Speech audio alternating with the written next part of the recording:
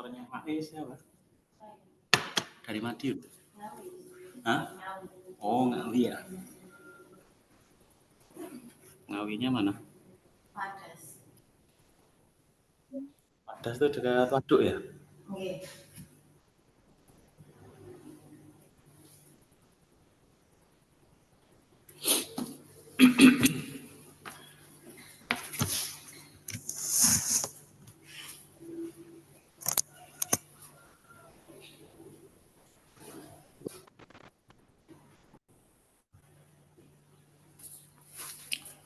Assalamualaikum warahmatullahi wabarakatuh. Alhamdulillah wa syukrulillah wa la hawla wa la quwwata illa billah. Asyhadu an la ilaha illallah wa asyhadu anna Muhammadan abduhu wa rasuluh. Allahumma salli ala nabiyyina Muhammadin wa ala alihi wa sahbihi wasallim. Kita mulai dengan membaca basmalah. Bismillahirrahmanirrahim. Alhamdulillah pagi hari ini kita dipertemukan Allah Subhanahu wa taala. Semoga pertemuan kita mendapatkan rahmat, maghfirah, barokah, ridho dari Allah Subhanahu wa taala. Salawat dan salam kita aturkan kepada uswatun hasanah kita Nabiullah Muhammad sallallahu alaihi wasallam, kepada para keluarga, para sahabat, dan para pengikut beliau ila yaumil qiyamah. Salam, silakan. Kita lanjutkan materi kita setelah pernikahan Rasulullah Sallallahu Alaihi Wasallam itu dengan Khadijah binti Khuwailid. Maka tentunya Rasulullah Sallallahu Alaihi Wasallam itu mengarungi kehidupan berkeluarga dengan Khadijah. Ya tentunya beliau belum menjadi nabi. Imam An-Nawawi itu menyebutkan bahwa Rasulullah SAW itu memiliki 3 orang putra, 3 orang anak laki-laki, maksudnya gitu. Yang pertama adalah Al-Qasim, ya, Al-Qasim, ya, dan nama ini kemudian menjadi nama julukan kunyah dari Rasulullah SAW. Maka Rasul kadang dipanggil juga Abul Qasim. Nah sebenarnya ini juga mirip ya. Kalau nggak tahu Anda pernah ngalami nggak? Kalau dulu saya masih kecil tuh ya gitu ya. Jadi bapak saya, keluarga saya kan 10 ya. Kakak saya tertua itu perempuan, namanya Wiwi. Nah bapak saya itu seringkali dipanggil bapaknya Wiwi. Nah itu jadi nggak tahu tradisi itu ada nggak di Ngawi, ada nggak gitu ya maksudnya ya. Jadi hampir mirip lah ya, Abul Qasim ya bapaknya Qasim. Ya. Kalau sekarang kayaknya di sini enggak ya, di sini enggak.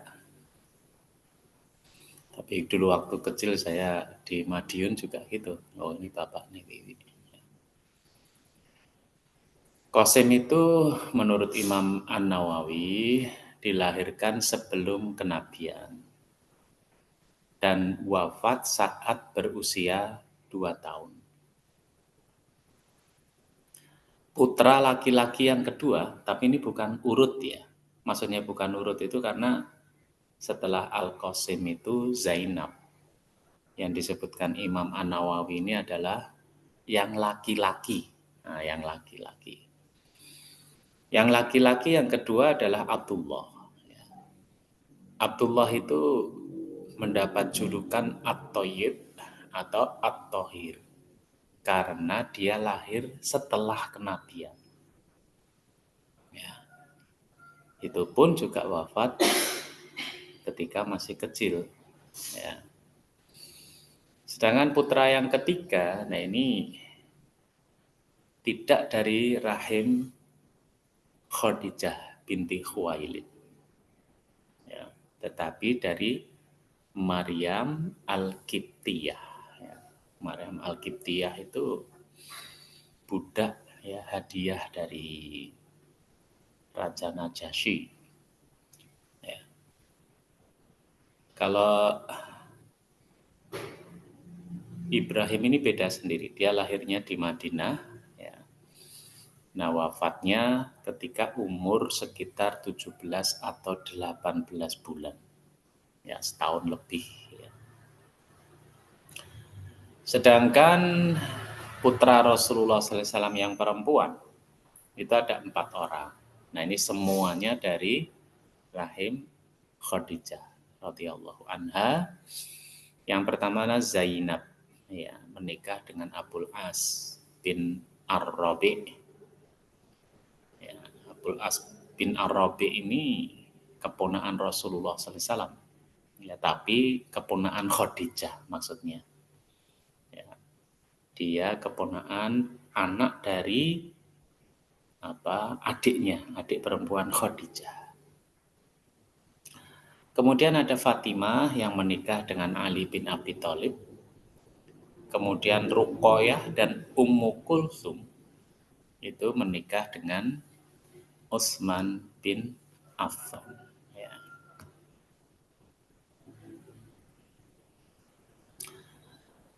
Nah, kalau Al-Qasim ya kita nggak bisa cerita karena 2 tahun sudah wafat.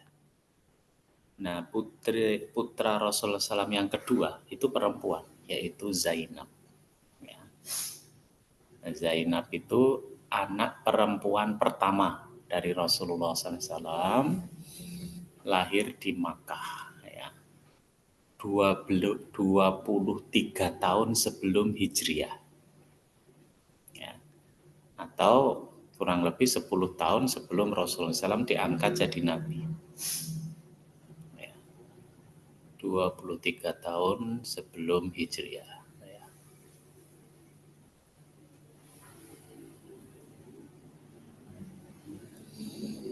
Nah, ini Zainab ini karena anak perempuan yang paling besar, ya, biasa mandiri dia, bantu ibunya, merawat adiknya, sampai Fatimah, karena Fatimah ini yang paling kecil, itu menganggap Zainab itu juga sebagai ibunya.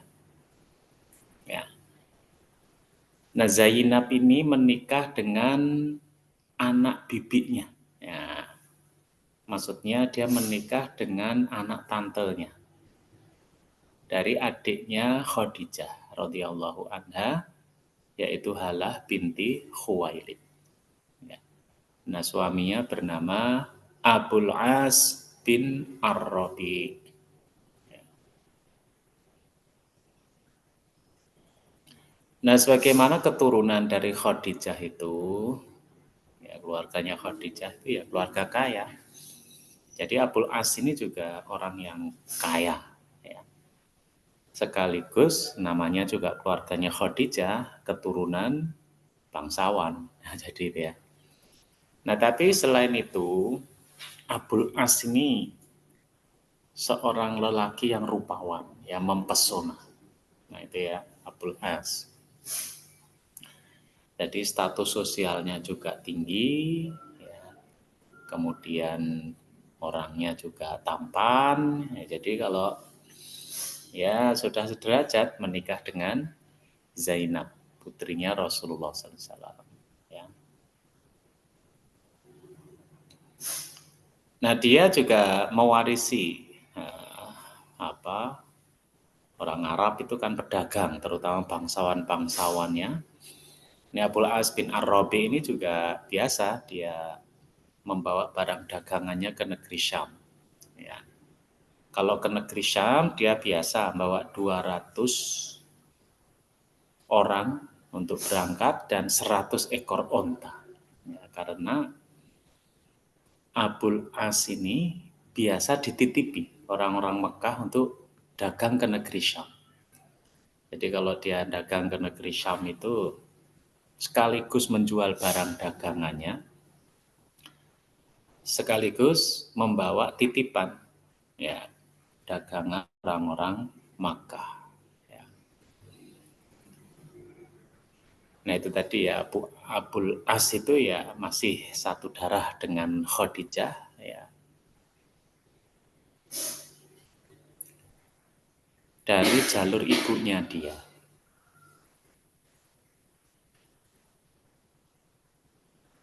Rasulullah SAW itu pernah memuji Abul As ya ketika beliau sudah jadi nabi dengan mengatakan ya hadatsani fasadaqani wa wa'adani fa'aufali. Ya, Abul As itu berkata kepadaku dan dengan jujur dan dia itu memenuhi janji kepada aku. Itu harus diriwayatkan oleh Bukhari dan Muslim.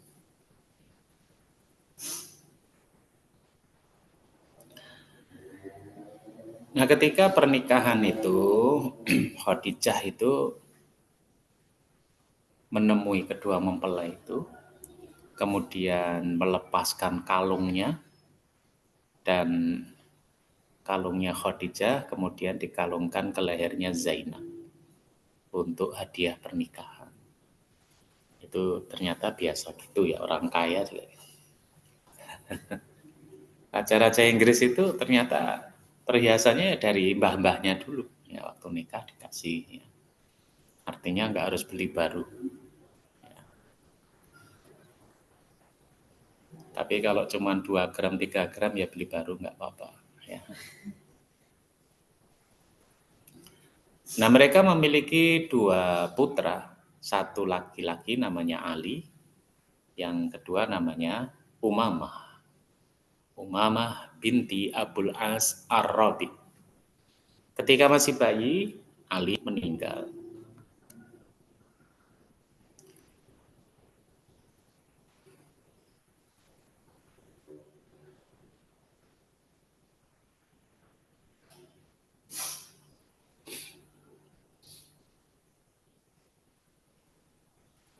Nah, ketika Nabi Muhammad itu menjadi nabi, sekeluarga beliau pun ikut masuk Islam. Ya, dari istrinya Khadijah, kemudian putri-putrinya Zainab, ya, kemudian Ruqayyah, Ummu Kulthum, dan Fatimah, ya semua masuk Islam. Tapi yang jadi masalah apa? Suaminya Zainab itu nggak masuk Islam. Abul As bin Ar-Rabi itu nggak masuk Islam. Ya. Nah orang-orang Quraisy itu bujui ya ngomong sama Abul As itu supaya Zainab itu dicerai aja. Ya. Tapi Zainab itu sendiri itu sangat mencintai Abul As. Abul As sendiri juga sangat mencintai Zainab. Nah jadi dua-duanya itu nggak mau untuk bercerai walaupun akidahnya beda. Setelah itu terjadi peristiwa hijrah ya. Dan Zainab saat itu usianya 23 tahun ya. Sebenarnya Zainab nggak langsung hijrah karena masih ikut suaminya Abul As bin Ar-Rabi ya. Tapi kemudian beberapa waktu kemudian dia menyusul ayahnya untuk hijrah ya ke Madinah Al-Munawwarah. 2 tahun di Madinah terjadi perang Badar. Ya. Terjadi perang Badar. Ya. Yang di dalam perang itu ya, orang Quraisy ya, sebanyak 1.000 orang berangkat. Ya, jadi persoalan adalah Abul As ada di situ. Ya. Abul As bin Ar-Rabi itu berangkat juga perang Badar. Berarti kan berhadapan-hadapan ya, menantu dengan mertua. Ya.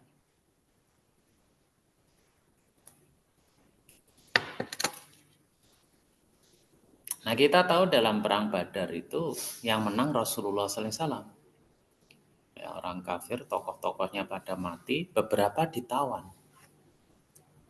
Nah, dibawalah tawanan itu ke Madinah, dan ternyata salah satunya adalah Abul As bin Ar-Rabi. Ya. Nah, Rasulullah SAW memberikan alternatif ya kepada para tawanan itu. Pertama, ya, tawanan itu ya, dia bisa bebas dengan membayar tebusan ya, 4.000 dirham atau setidak-tidaknya 1.000 dirham. Yang kedua, mengajar 10 orang muslim baca tulis. Ya, pilihannya itu. Yang jadi masalah adalah ya, Abul As ketika tertawan itu istrinya tahu. Zainab itu tahu kalau suaminya ditawan. Nah, makanya Zainab ingin suaminya bebas, merdeka, dengan membayar tebusan. Apa tebusannya? Yaitu kalung yang ada di lehernya. Itu sama Zainab ya, diserahkan untuk menebus suaminya. Nah, ketika lagi menerima uang tebusan itu Rasul kaget. Nah, ini kan kalungnya Khadijah ya. Kalungnya Zainab. Nah, padahal Rasulullah SAW itu kalau dengan Khadijah kan cintanya juga luar biasa. Maka Rasulullah SAW itu berbicara kepada para sahabatnya. In syi'tum antaruddu 'alaiha asiraha faradduha. Ya. Jika kalian tidak keberatan melepaskan tawanan dan mengembalikan harta miliknya, maka lakukanlah. Ya. Artinya Rasul itu pengen nih Abu As ini nebusnya dengan kalung. Nah, ini kalungnya kembalikan saja gimana? Itu Rasul itu sebenarnya kan ngomong aja diikuti sahabat. Tapi beliau tetap bertanya kalau kalian tidak keberatan. Nah, sahabat sendiri nggak mungkin lah dia akan apa ya, tidak peka dengan perasaannya Rasulullah SAW. Mereka juga mengatakan ya demi Allah ya, kita itu nggak ingin dengan Abul As. Ya, jadi nek dia ditawan itu kanggo apa gitu gampangnya ya. Ya. Dan kita juga nggak ingin kontrak itu seperti ini. Tetapi walakin irda alillah wa rasulih. Tetapi untuk menyenangkan Allah dan Rasulnya. Jadi ketika menerima uang tebusan tuh 4.000 dirham itu kan banyak. Nah itu dikembalikan kalung itu. Jadi Abul As itu dibebaskan tanpa uang tebusan. Ya, jadi karena uang tebusannya itu sensitif. Itu pun kemudian Abu As pulang itu diantar oleh Zainab. Wah, jadi saking cintanya kayak gitu ya. Sudah jadi tawanan di Madinah, pulang ke Mekah diantar oleh Zainab. Ya ini juga sama-sama sensitifnya ya. Gampangnya Rasul itu kalau dengan Abul As kan ponakane. Ponakane Khadijah gitu ya. Tapi Abul As ya berjanji nih Zainab ini nganter aja. Nanti enggak tinggal di Makkah. Nanti saya kembalikan ke Madinah. Nah, ketika Abul As itu sudah berangkat sama Zainab, ya Rasul manggil Zaid bin Harithah. Zaid bin Harithah kan keluarganya Nabi, ya. Ya dia anak asuhnya Nabi, ya. Dan satu dari orang Ansor, sebagiannya menyebutnya Ali bin Abi Thalib, ya. Diperintah ya kalian berdua pergi ya, di sebuah tempat namanya Ya'jad. Ya'jad itu tempat dekat Mekah. Sampai Zainab itu melewati kalian berdua, maka kalian menemani Zainab.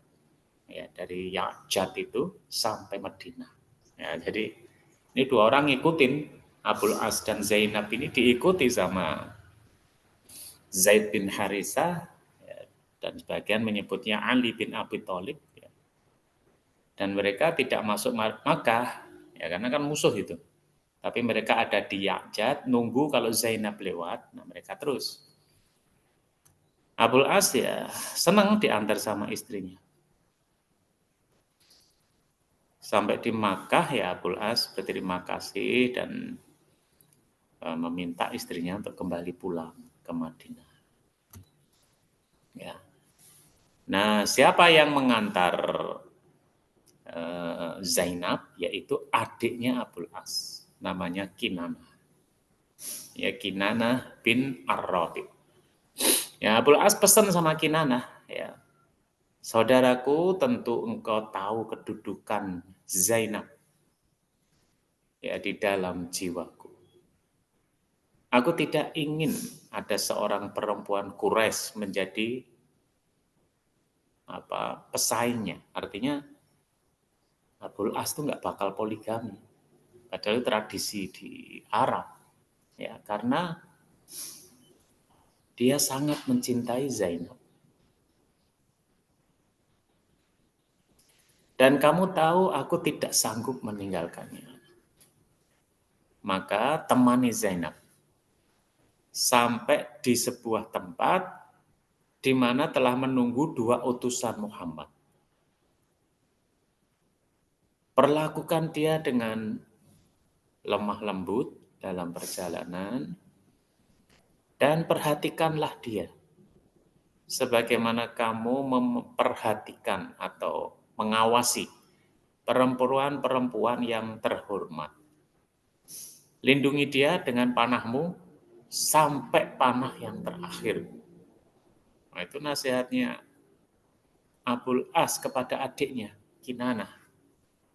Jadi suruh ngantar Zainab sampai Ya'jad, ya, nanti diantar sama utusannya Rasulullah. Ya. Kinanah kemudian ngambil busur anak panah. Ya. Jadi dia ngambil busur anak panah, keluar bawa Zainab. Tapi yang jadi masalah itu dia keluarnya siang hari. Ya. Maka Zainab naik onta dituntun sama Kinanah. Nah, orang-orang Quraisy tahu ini Zainab mau keluar Makkah. Ya, maka dikejar sama mereka. Bisa bayangkan toh? Perang Badar kalah. Teman-temannya pada mati. Ya kan? Ini anak musuhnya ada di kota kita. Siang hari keluar dikejar, ya. Nah, ketika dikejar ini ribut makanya, ya. Ya, ketika di pinggir kota Makkah itu ribut antara orang yang ngejar dengan Kinanah. Ya, Kinanah kan dinasehati kakaknya, ya, kamu bela dia sampai anak panah yang terakhir. Ya. Nah, ini maka Kinanah sudah siap. Ya, demi Allah, kalau seseorang mendekati diriku, aku tancapkan anak panah. Ya. Nah, ribut-ribut ini Abu Sufyan yang kemudian. Abu Sufyan ini kan tokohnya, ya, tokoh yang tua dan paling kuat lah di Mekah. Dia datang. Nah, dia kemudian mendekati Kinanah. Ya, Kinanah ini kan ya kafir juga, ya kan Pak. Kakaknya juga kafir. Nah, dia bilang, tahan, ya, panahmu. Aku tak bicara dulu sama kamu. Ya. Abu Sufyan kemudian bilang gini, ya, yang kamu lakukan itu enggak tepat. Ya. Kamu keluar membawa perempuan, anak musuh kita, secara terang-terangan di siang hari. Kata Abu Sufyan gitu. Di hadapan orang banyak. Itu namanya kamu itu melakukan kehinaan pada orang-orang Mekah, ya, dia ngenyek gitu. Ya. Lah kita itu udah kalah, banyak yang mati, ada yang ditawan. Lagi anak musuh lewat ning ngarepe wong akeh awan-awan. Nah, jadi yang kamu lakukan itu enggak benar, ya. Nah, sehingga orang-orang yang enggak terima karena menganggap kita itu lemah, ya. Maka Abu Sufyan bilang, ya, demi umurku, Kami tidak perlu mencegahnya untuk pergi pulang ke ayahnya. Kami nggak ingin balas dendam, tapi ajak dia di waktu yang tepat. Nah, makanya Kinanah balik lagi dan suasana sudah reda, tengah malam baru dia keluar. Nah, jadi ya misalkan di sini ada orang kerja bakti, kita lewat ngegas-ngegas itu kan berarti ngenyek gitu ya. Kan gitu toh. Nah, padahal orangnya motornya mau macet, mungkin gitu. Nah, apalagi orang habis perang Badar kalah, ya kan? Anak musuhnya datang, keluar siang hari di hadapan orang banyak. Loh, ini kan ngenyek ini. Nah, maka Kinanah kemudian malam baru dia ngantar Zainab, ya, dan di tempat yang namanya Ya'jad ada Zaid bin Harithah dan Ali bin Abi Thalib membawa ke Madinah. Ya. Nah, pulang sampai di Madinah, Zainab itu keguguran. Sebenarnya dia hamil itu. Nah, perjalanan Madinah, Mekah, Mekah, Madinah itu kurang lebih kan 6 hari. Ya itu kalau naik bis AC atau sleeper, ya itu lumayan lah ya. Tapi ini enggak, sehingga ini keguguran Zainab. Dari kisah ini kita lihat dua anak ini, ya dua orang ini Zainab dan Abul As itu luar biasa. Luar biasa dalam apa? Dalam cinta kasihnya kedua. Siji kafir, siji muslimah. Nah, sebelum penaklukan kota Makkah, ya tadi sebelum tahun ke-8 Hijrah, itu Abul As berdagang ke negeri Syam. Seperti biasalah, itu kerjaan dia. Berdagang ke negeri Syam. Jadi, ini kan Makkah ini. Makkah, utaranya kan Madinah. Nah, negeri Syam itu sebelah sini. Jadi kalau mau berdagang ke sana, kira-kira itu mepet Madinah. Ya. Nah, kaum muslimin yang dekat-dekat Madinah itu lihat kok ada rombongan dagang dari Mekah, dicegat, ditangkap.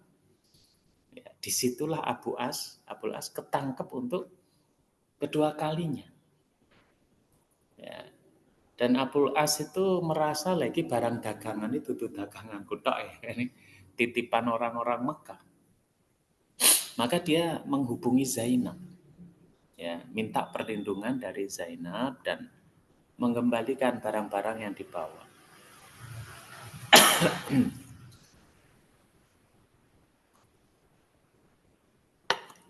Nah, ketika waktu subuh, sholat subuh kan, ketika Rasulullah SAW itu takbiratul ihram, ya Allahu Akbar, ada suara perempuan dari belakang. Ya, jadi suaranya bilang ayyuhan nas, wahai manusia, inni ajirtu Abul As bin Arabi. Ya. Jadi ketika Rasul takbir Allahu Akbar, tiba-tiba ada suara, wahai manusia, aku memberikan perlindungan kepada Abul As bin Arabi. Nah itu kan pas sepi-sepi nih tuh. Jadi ketika selesai sholat, Rasul nanya, kalian dengar nggak suara tadi? Jadi, seperti yang aku dengar. Ya para sahabat, ya kami mendengar. Ya. Jadi Rasul kemudian juga berbicara kemudian Rasul menemui Zainab. Ya Rasul bilang, wahai putriku, muliakanlah tempat ini. Itu kan di Masjid Nabawi. Mau sholat lagi. Ya sudah takbiratul ihram. Nah ini nasihat Rasul gini, jangan sampai dia kembali padamu. Karena engkau tidak halal baginya selama dia masih musyrik. Ya jadi kalau laki-lakinya non-muslim kan nggak halal. Ya. Nah, dulu tetangga saya juga itu ketika ribut sama suaminya, dia bilang, dia kan nggak halal buat saya Pak, suaminya non-muslim. Tapi setelah rujuk lagi, halal lagi. Ya. Nabi sampai bilang gitu. Tapi di sisi lain Rasul itu terkesan ya dengan putrinya. Karena apa? Ya karena kecintaan putrinya kepada suaminya. Ya. Lalu itu kalau nggak cinta nggak berani dia di masjid takbiratul ihram bengok. Ya, Abul As saya lindungi. Nah kemudian Rasul mengutus ya kepada pasukan yang rampas hartanya Abul As itu. Ya Rasul juga bilangnya begini, sesungguhnya kalian itu tahu kedudukan Abul As ini terhadap kami. Abul As itu suami anaknya, menantunya, ponaannya Rasulullah, ponaannya Khadijah. Ya. Kalian sudah merampas hartanya. Nah Rasul tapi nggak menang-menangan ya. Jika kalian berbuat baik padanya dan mengembalikan hartanya, maka kami mewakili keluarga Rasul kan senang gitu. Jadi kalau kamu lepas dia kembalikan hartanya, kami suka. Tapi kalau kalian nggak mengembalikan hartanya dan tidak melepaskan dia, maka itu adalah fa'i dari Allah Subhanahu wa taala yang diberikan kepada kalian. Dan kalian lebih berhak menerimanya. Nah, jadi Rasul masih beli pilihan. Ya, kalian bebaskan dia dan hartanya. Kalau itu yang kamu lakukan, kami senang. Ya, tapi kalau enggak, ya itu hak kalian. Tapi sahabat itu kan peka ya terhadap perasaan Rasulullah SAW. Ya, mungkin kalau orang nggak peka, wis cukup weh, gitu kan. Tapi sahabat nggak gitu. Ya, maka mereka yang mau ke tempat itu mengatakan ya kami akan kembalikan pada Abul As. Ketika ketemu dengan Abul As, ya mereka ya bilang Abul As, mbok kamu masuk Islam, ya kan? Dan harta ini kamu ambil aja karena semua milik orang musyrik. Jadi kan ini kan hartanya orang musyrik. Udah kamu masuk Islam, ambil aja harta itu. Abul As jawabnya gini ya, aku nggak mungkin mengkhianati amanahku. Jadi masalahnya ini amanah, ya kan? Bukan face to face. Kalau ngerti Abul As itu Muslim ya nggak bakal dititipi, kan gitu. Tapi karena dia itu bukan Muslim dan berdagang maka dititipi. Lah kok sekarang mau tak ambil, berarti saya nggak amanah. Akhirnya dikembalikan pada Abul As, ya. Ya karena sahabat menghormati Nabi, keluarganya, ya kan? Dan Abul As kembali ke Makkah. Nah segitunya Zainab itu mencintai Abul As juga mencintai Zainab. Setelah semua harta dikembalikan kepada orang Quraisy, Abul As kemudian berdiri dan bilang, "Hai orang Quraisy, masih ada nggak harta titipan pada aku?" Mereka jawab, "Nggak ada." Ya, semoga Allah membalasmu dengan kebaikan. Ya, kami tahu Anda orang jujur, orang mulia.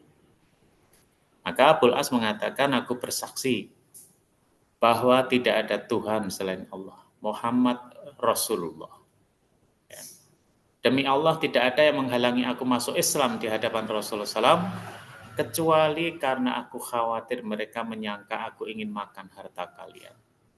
Ya, maka setelah dibagikan, Abul As masuk Islam. Maka Abul As kemudian keluar dari Mekah dan hijrah ke Madinah. Nah, ini alhamdulillahnya happy ending, ya kan? Ya. Jadi ketemu sama istrinya.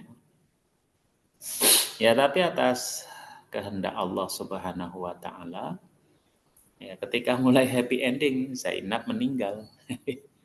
Zainab meninggal tahun ke-8 Hijriah.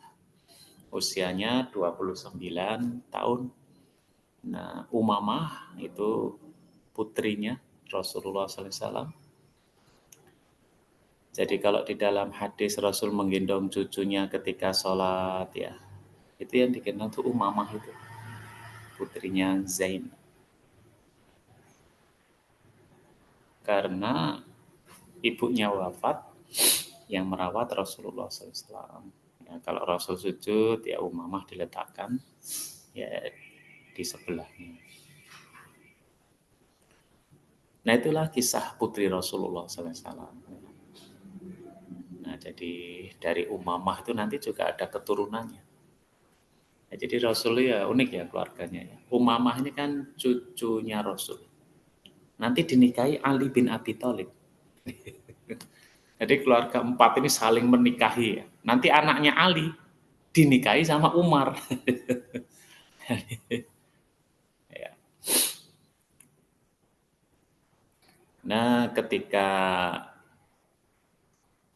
menikah dengan Ali, tapi Ali itu menikah dengan Umamah setelah Fatimah wafat. Ya, karena ya mirip dengan Khadijah. Rasul itu menikah dengan perempuan lain setelah Khadijah wafat. Nah, demikian Zainab ya. Putri yang kedua adalah Ruqayyah. Ya. Sebenarnya Ruqayyah dan putri ketiga yaitu Ummu Kulsum itu wajahnya mirip, perangainya mirip, leh dolan bareng. Ini dua orang ini, Ruqayyah dan Ummu Kulsum. Akhirnya nasibnya hampir sama. Nasibnya hampir sama. Ya. Lahir 20 tahun sebelum hijrah. Ya. Yaitu mirip dengan Ummu Kulsum. Ya. Ya, Ummu Kulsum juga dekat dengan dengan Ruqayyah.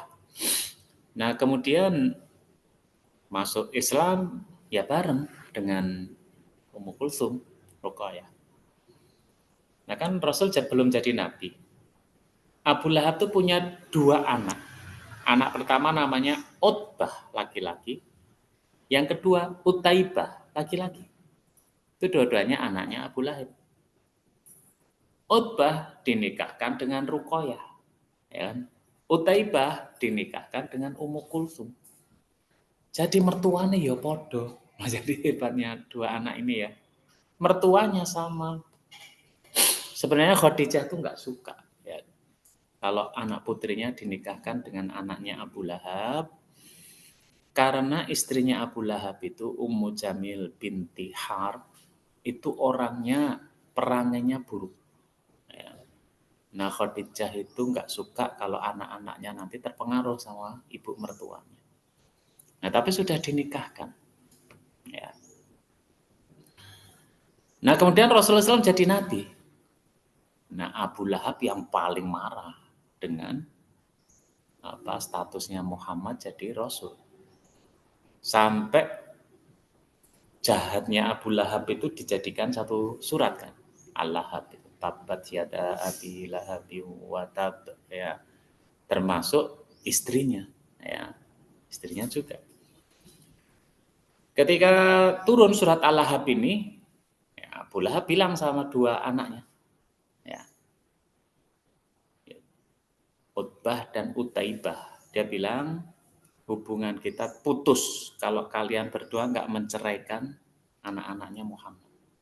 Ya, jadi berarti Ruqayyah dan Ummu Kulsum itu diceraikan bersamaan. Wah, jadi ini uniknya dua anak ini ya. Ya. Dan kalau kisah di dalam tarikh ya mereka belum sempat disetubui. Ya.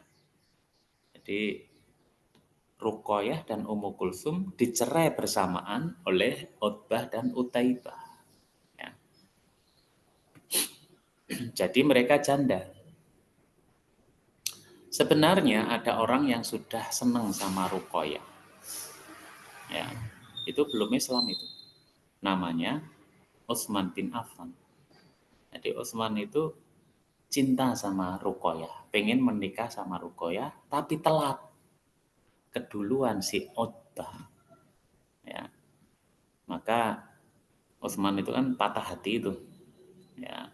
Ketika Utsman patah hati itu bibiknya ngerti dan bibiknya ini adalah juru ramal. Juru ramal di Mekah. Maka dia menghibur Utsman, udah nggak usah mikir itu. Ya kamu coba datangi Muhammad itu.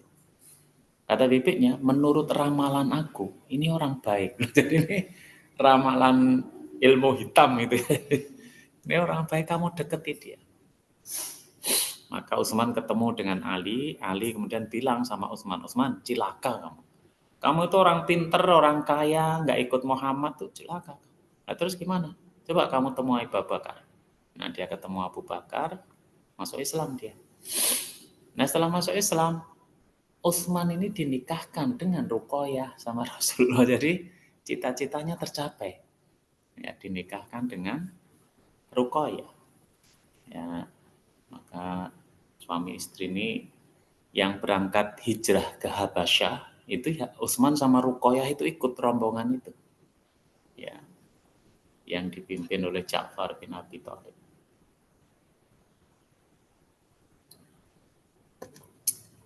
Di Habasyah mereka punya putra namanya Abdullah. Kemudian ketika hijrah ke Madinah, ya keduanya juga di sana. Nah, Abdullah itu pas umur 6 tahun meninggal ya, di Madinah. Ketika perang Badar ya tahun kedua Hijriyah, itu Ruqayyah sakit keras. Ya. Nah, Rasulullah SAW kemudian meminta Utsman bin Affan nggak ikut perang Badar. Ya. Supaya menemani Ruqayyah yang sedang sakit keras. Ketika datang berita gembira, yaitu perang Badar menang, di saat itulah Ruqayyah wafat. Ya.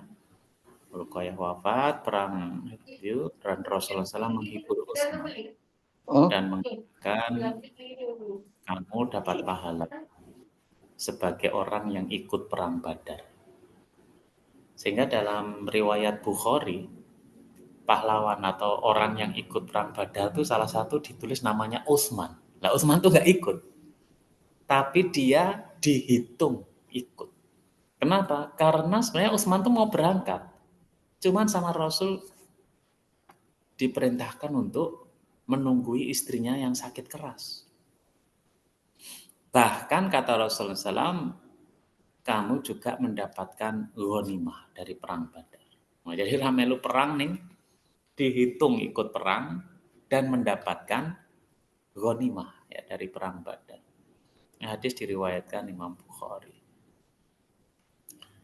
Nah, ketika Ruqayyah sudah wafat ya, maka kemudian Ruqayyah Ummu Kulsum adiknya itu kemudian tahun ketiga Hijriah, jadi kakaknya meninggalnya tahun kedua kan.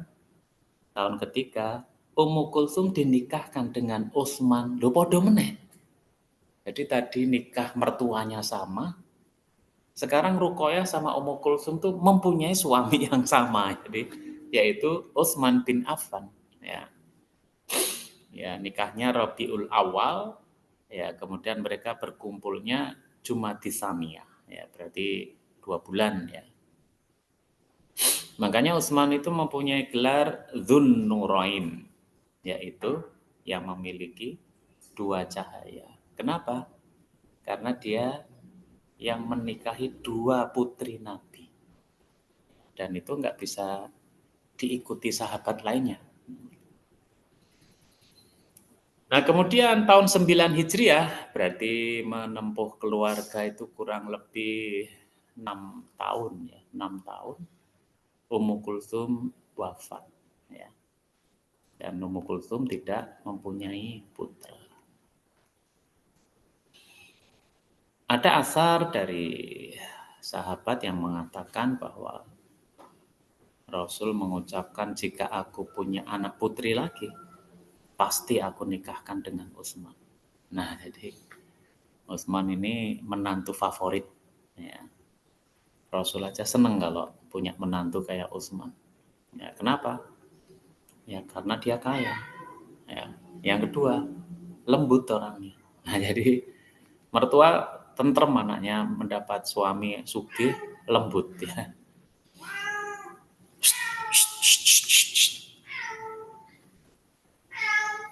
Nah, kemudian Fatimah. Ya, Fatimah itu paling kecil ya, anak bungsu dari Khadijah. Walaupun ada yang menyebut Abdullah ya.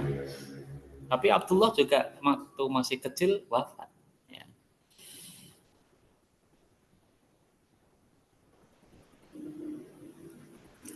Menikah dengan Ali, ya menikahnya di Madinah. Jadi setelah hijrah, ya itu eh, 2 tahun setelah hijrah itu Fatimah menikah dengan Ali bin Abi Thalib.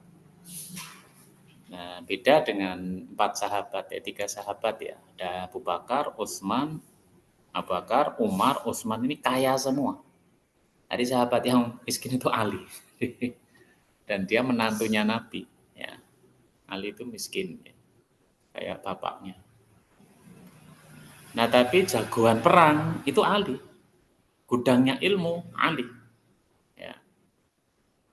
Jadi nikah tahun kedua Hijriah, setahun setelah nikah lahir putra pertama namanya Hasan. Ya. Kemudian setahun berikutnya lahir adiknya Husain. Ya. Tahun berikutnya lahir anak lagi namanya Zainab. Ya. 2 tahun kemudian lahir namanya Ummu Kulsum. Anak-anaknya dinamakan anak-anak bibinya, anak kakaknya. Ya. Jadi Fatimah itu paling kecil, kakaknya ada yang namanya Zainab. Ketika anak putri lahir, kasih nama Zainab. Ya, anak putrinya lahir lagi, kasih nama Ummu Kulsum. Ya.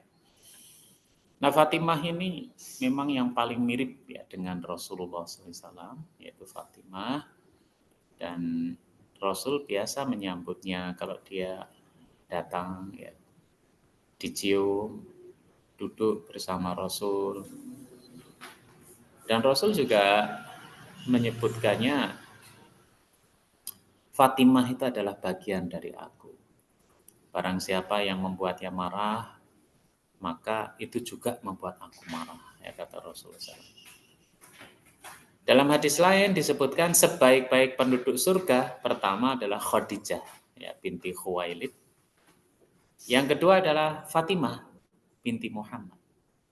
Yang ketiga Maryam binti Imran. Dan yang keempat Asiyah, ya, Asiyah bin Muzahim, ya, istrinya Fir'aun. Ya. Asiyah binti Muzahim. Hadis diriwayatkan Imam Ahmad. Jadi Fatimah juga perempuan pemuka surga. Dan Fatimah ini adalah satu-satunya keturunan Rasulullah SAW yang menyaksikan wafatnya Nabi. Ya. Yang menyaksikan atau menemui wafatnya Rasulullah SAW. Walaupun sebelum Rasul wafat itu Rasul berbisik pada Fatimah, Fatimah nangis. Kemudian Rasul berbisik lagi, Fatimah tersenyum. Ketika ditanya kenapa, ya katanya Rasul berbisik bahwa beliau akan meninggal. Fatimah nangis. Dan kemudian Rasul berbisik lagi, Fatimah tersenyum. Kenapa? Nanti anggota keluargaku yang pertama menyusul aku itu kamu. Jadi dia tersenyum. Ya. Sehingga Fatimah itu 6 bulan setelah Rasul wafat, dia meninggal dunia juga. Ya, wafatnya di bulan Ramadan tahun 11 Hijriah, dimakamkan di makam Baqi. Jadi nanti kalau Anda umroh atau haji, ya di sebelah Masjid Nabawi itu ada makam Baqi. Ya, jadi kalau keluar, ya kalau habis sholat biasanya keluar ke kiri ya. Nanti keluar pintu keluar, nah di sebelahnya sana itu ada makam Baqi. Ya, makam para sahabat, tapi nggak ada tulisannya. Ya, nah itu Fatimah, ya, binti Muhammad. Nah, kelebihan dari Fatimah, ya memang Rasul nggak punya anak laki-laki yang hidup dan punya keturunan, nggak ada. Ya dari Fatimah inilah lahir Hasan Husain, ya penerus, ya perjuangan Rasulullah SAW. Walaupun Rasul itu pernah menyebut semua nasab itu akan terputus kecuali nasab, kata Rasulullah SAW. Ya. Di nasabnya Rasul itu nggak terputus. Termasuk satu hadis, walaupun ini juga masih terjadi perdebatan tentang kesohihannya, semua bani umat manusia punya ikatan keturunan dengan ayahnya, kecuali Fatimah. Fatimah itu bersambung ikatan keturunannya dan aku ayah mereka. Makanya Hasan Hussein itu sebenarnya kan nggak ada nama Muhammad. Hasan bin Ali, Hussein bin Ali, atasnya Ali, Abu Thalib, ya kan, terus jadi nama Muhammad nggak ada. Tetapi sekarang ini yang disebut dengan dzurriyyah Nabi itu ya Hasan Hussein, ya keturunan Hasan, keturunan Hussein, ya. Dan Anda jangan ikut-ikutan kelompok-kelompok yang menolak nasab Nabi, ya. Orang-orang itu orang nggak jelas itu ya. Oh, nggak jelasnya kenapa? Ngapain ngurusin nasab orang lain? Dan kalau ditanya nasab, yang paling tahu siapa nasab itu? Ya dirinya sendiri toh. Dan kalau saya menolak nasab Anda, emang saya lebih tahu? Ya kan enggak toh. Ya. Nah, jadi nggak usah ikut-ikutan. Ya orang itu berusaha untuk mendiskreditkan nasab Nabi. Ya. Padahal nanti tanda-tanda akhir zaman itu ada Imam Mahdi. Ya. Imam Mahdi itu jam berapa ini? 6.22. Ya. Imam Mahdi itu keturunan Fatimah. Ya, jadi, namanya Muhammad bin Abdullah. Ya, jadi kalau orang udah nggak percaya keturunan Nabi, ya mungkin dia nggak percaya lagi dengan Imam Mahdi. Kira-kira gitu. Dan kita memang disunahkan mencintai Rasulullah dan dzurriyyahnya. Ya. Sebenarnya yang terpenting itu apa? Kita harus paham bahwa yang maksum itu hanya Rasulullah. Kalau keturunan Rasul, yang nggak ada yang maksum. Nah gitu ya. Dan Rasul nggak ada yang maksum. Jadi ya kita menghormatinya karena dia nasabnya. Jadi orang itu dihormati kan bisa jadi ilmunya, akhlaknya, juga nasabnya. Itu aja penghormatannya dengan proporsional. Ya, tetap dengan penghormatan yang proporsional, ya tidak berlebihan. Loh kita aja dengan orang misalkan bukan termasuk umatku yang tidak menghormati orang yang lebih tua dan menyayangi yang lebih muda. Loh dengan orang yang lebih tua aja kita suruh hormat, ya kan? Dan kita tidak dikasih tahu ini orangnya solih atau enggak, ya kan? Orang yang genah atau enggak, berilmu atau enggak, hormati yang lebih tua, ya kan? Lah apalagi kalau dia nasabnya Nabi, ya kan? Apalagi dia orangnya memang solih, ya berilmu. Jadi itu yang benar ya seperti itu. Yang keliru adalah terlalu berlebihan mengagungkan, ya. Nah itu jadi berlebihan, ya keliru. Dan jangan merendahkan ya nasab dzurriyyah Nabi. Ya. Nah itu putra-putra Rasulullah. Dan yang terakhir adalah Ibrahim. Ya. Ibrahim itu putra Rasulullah SAW dari Maryam atau Maria Al-Qibtiyah. Kata Al-Qibtiyah ya menunjukkan Mesir. Oh itu budaknya bukan Habasyah ya, budak dari Maukokis, penguasa Mesir. Ya Maryam Al-Qibtiyah. Setelah Maryam mengucapkan syahadat, dia dinikahi oleh Rasulullah SAW. Lahirlah Ibrahim tahun 8 Hijriah. Ya, tahun 8 Hijriah Ibrahim lahir, tahun 10 Hijriah wafat. Jadi ya Rasulullah SAW ya sedih kehilangan putranya. Beliau juga meneteskan air mata. Dan beliau mengatakan sesungguhnya mata ini menitikkan air mata dan hati ini bersedih. Namun kami tidak mengatakan sesuatu yang tidak diridhoi Tuhan kami. Sesungguhnya kami bersedih dengan kepergian kamu Ibrahim. Yaitu hadis diriwayatkan Imam Bukhari. Nah ketika Rasul bersedih itu pas gerhana. Jadi pas gerhana. Nah orang-orang itu kemudian bilang, alam pun ikut bersedih. Nah, jadi itu ya. Jadi ketika Ibrahim wafat, tuh orang-orang mulai ngomong, alam ikut bersedih dengan wafatnya putra Nabi. Rasul tahu itu langsung, yuk semua ke masjid, sholat. Nah, sholatnya kan panjang gerhana itu. Sampai gerhananya selesai. Coba berapa lama itu ya? Ya, sampai gerhananya selesai, Rasul kemudian pidato. Ya, sebenarnya gerhana matahari, gerhana bulan itu adalah tanda-tanda kebesaran Allah Subhanahu wa taala.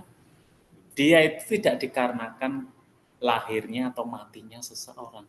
Wah, jadi kalau kita yang hidup sekarang itu benar, pas mati nih tokoh kita kok ya pas gerhana. Memang hebat tokoh kita. Ya, tokohnya juga bilang, "Lah iya pancen ya ngono kuwi." Jadi ya kan malah membenarkan. Rasul langsung meluruskan enggak. Ya, gerhana itu ya tanda-tanda kekuasaan Allah, bukan karena kematian atau kelahiran seseorang. Ya, bukan karena itu. Ya. Nah, maka itulah ya. Sehingga kalau nanti kemarin nikah ya, nikah nggak usah ditunda-tunda ya.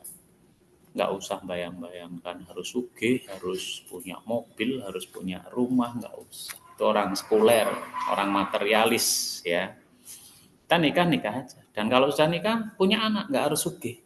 Ya, punya anak, disayangi anaknya, dirawat yang baik. Yang penting orang tua selalu berusaha untuk mencari penghasilan. Ya, berusaha sebaik-baik mungkin mencari penghasilan ya sesuai sunnatullah dan sunnah syar'i. Kalau sugih enggak itu udah ditakdirkan Allah, ya kan? Kayak keluarganya Khadijah, melek wis sugih. Jadi urung nyambut gawe gitu, baru melek wis sugih ya takdir dari Gusti Allah. Tapi mereka melanjutkan. Nah, maka jangan terpengaruh oleh slogan-slogan free child macam-macam. Yang pakai slogan gitu biar orang di luar Islam aja. Sehingga makin lama makin habis. Ya kan? Kalau kita ya namanya nikah ya harus segera punya anak, nggak usah ditunda-tunda. Kita harus sukses dulu Pak, karir nomor satu, enggak. Ya, ya dinikmati namanya juga menikah, ya punya keturunan. Rasul itu bangga kalau umatnya ini banyak. Maka jadikanlah peristiwa-peristiwa seperti itu peristiwa yang indah. Ya, orang itu naik gunung coba, ya naik gunung. Orang yang senang naik gunung itu ceritanya ki apik-apik terus. Yang sejuk, pemandangannya indah, ya kan? Kemudian bisa melihat sunrise, macam-macam. Sing rasane munggah gunung, rekoso terus. Ya wis keringetan berat tekan dhuwur kon mudhun meneh kan gitu ta. Ya kan? Lah sekarang kita itu mau buat cerita yang mana? Cuman itu aja. Tinggal kita aja yang merangkai cerita. Ya kan? Ketika nikah, si suci, wah rekoso kudu ngene ya, kita rangkai cerita yang indah-indah aja, ya kan? Punya anak juga kita rangkai cerita yang indah-indah aja. Ya orang barat itu nggak suka punya anak tapi ngerawat anjing. Ya. Ada lagi yang ngerawat babi. Ya ngerawat. Nah, ngapain ya kan? Yang penting kita merawat anak kita. Ya, yang penting merawatnya dengan benar sehingga anaknya soleh. Ya, kalau anak nggak soleh malah ngerepoti hidup kita. Nah, dirawat yang baik. Nah, itu hikmahnya gitu.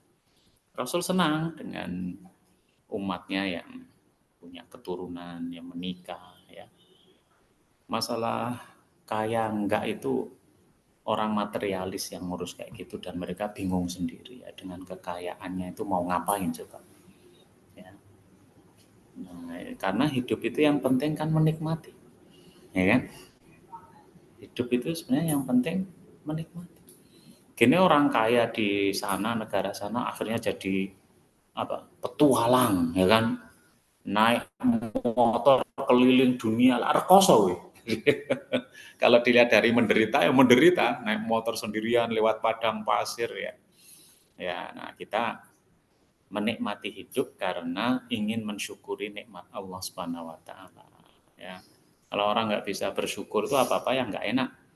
Orang kagum dengan rumah kita. Rumahmu penak ya.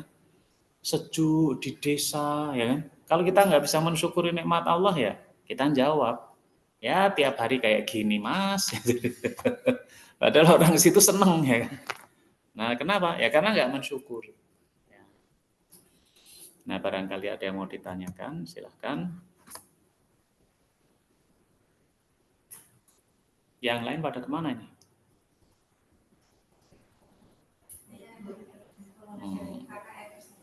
Hmm.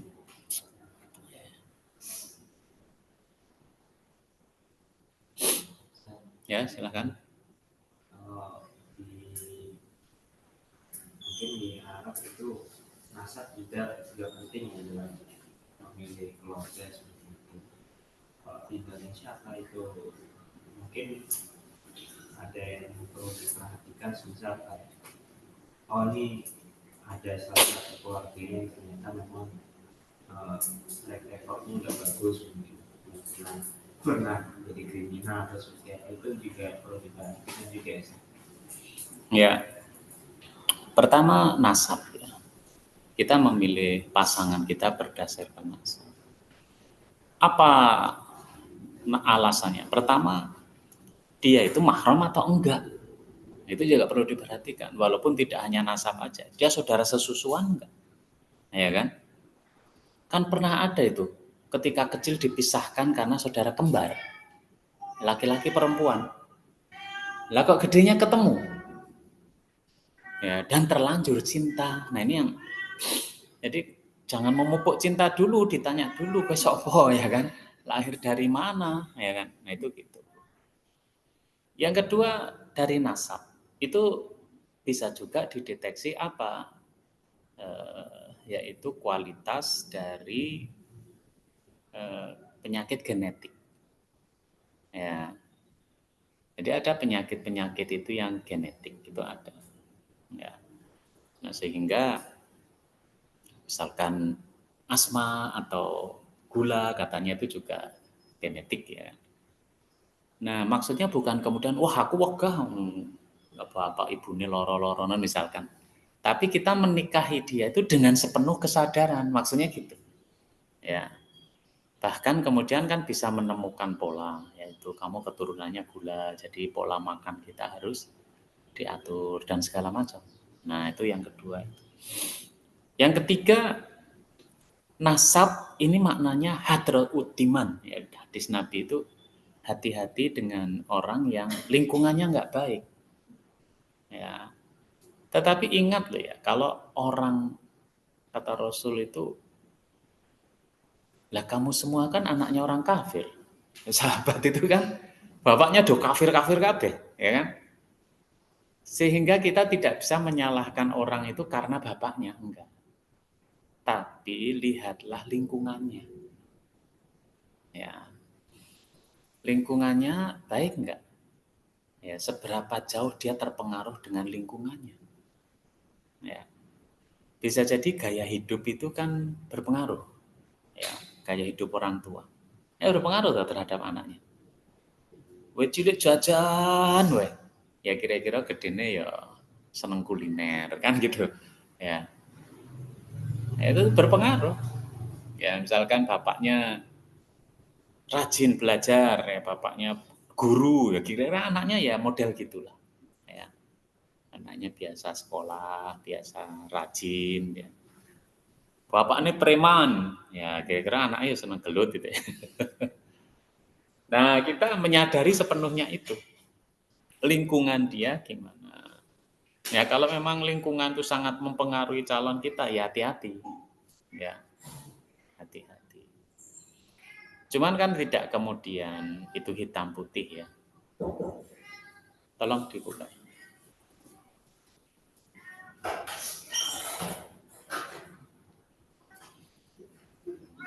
Nah, jadi yang dimaksud nasab itu kurang lebih itu. Ya.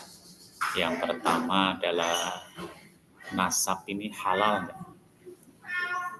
Dan nasihat saya memang nasab yang halal itu paling dekat itu saudara sepupu. Ya. Tapi saran saya ini ya, kalian jangan menikah. Oh, kok tadi jangan ya? Wong itu halal ya. Maksud saya mbok cari yang jauh gitu. Ya, jauh kekerabatannya. Ya. Oleh sapa? Anake bule, anake bude nah itu ya kecedak. Ya.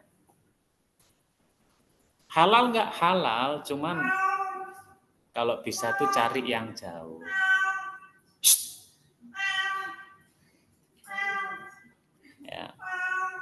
Nah gitu ya. Yang kedua ya genetiknya gimana dia. Ya, saya tuh sekali ketemu orang yang ketika mau nikah minta calon suaminya itu cek darah resus. Ya, saya sendiri nggak tahu kenapa. Katanya ini yang perempuan ini ada sesuatu. Tapi sesuatu yang saya ketahui ini dia itu dari keturunan Campa. Oh, ini putri Campa ini. Nggak tahu apakah nanti jadi letal atau gimana, nggak tahu juga. Nah, makanya yang ketiga adalah nasab dalam arti keturunan orang nggak baik. Ya, tapi tidak mutlak karena para sahabat saja ya keturunan orang kafir ya kan. Nah, jadi nggak mutlak, bapak gini serasa enggak ya enggak juga.